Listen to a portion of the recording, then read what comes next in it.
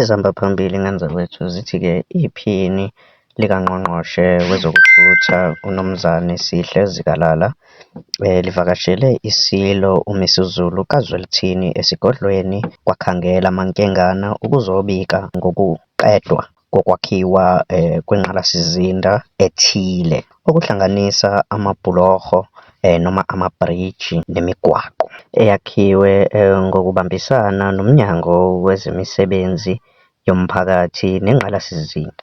Eminye yale misebenzi yaqalwa ngesikhathi sokubusa kweSilo uGoodwill Zwelithini kaBhekuzulu. Iphini likaNgqongqoshe uZikalala lazise iSilo ngezinhlolo zomcimbi wokwethulwa kwale misebenzi ngokusemthethweni.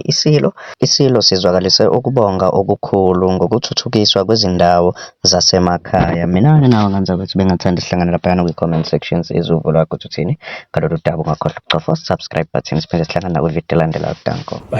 Okuyinto njengesizwe esithuthukayo, abelungu bathi a developing nation. Ngokuhlela ukuthi sisenenhlahla siney'ndawo zasemakhaya.